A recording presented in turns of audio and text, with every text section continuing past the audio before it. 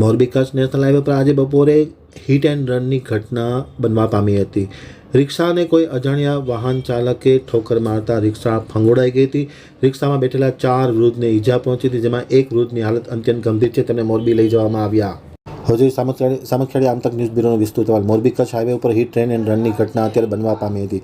અજાણ્યા વાહને રિક્ષાને અડફેટે લેતા 4 વૃદ્ધ ઈજાગ્રસ્ત થયા હતા। 4 વૃદ્ધમાંથી એકની હાલત અત્યંત ગંભીર જોવા મળી છે। તેમને તાત્કાલિક અસરથી 108 એમ્બ્યુલન્સ મારફત સારવાર માટે દવાખાને ખસેડવામાં આવેલ છે। સમગ્ર અકસ્માતના ઘટનાની બઢતી વિગત અનુસાર મોરબી કચ્છ હાઈવે ઉપર આજે બપોરે હિટ એન્ડ રનની ઘટના બનવા પામી હતી। અજાણ્યા વાહને રિક્ષાને અડફેટે લેતા રિક્ષામાં સવાર 4 વૃદ્ધો ભંગોળાઈ ગયા હતા અને તેમને નાની મોટી ઈજા થઈ હતી। 4માંથી એક વૃદ્ધની હાલત અત્યંત ગંભીર હોવાને કારણે તેમને પ્રથમ પ્રાથમિક સારવાર આપી ત્યારબાદ 108 એમ્બ્યુલન્સની મદદથી તેમને વધુ સારવાર માટે મોરબી ખસેડવામાં આવી રહ્યા છે। અકસ્માત બાદ ચાલક નાસી છૂટ્યો છે, જેની પોલીસે શોધખોળ શરૂ કરી છે। પોલીસ ઘટના સ્થળે પહોંચી ગઈ છે।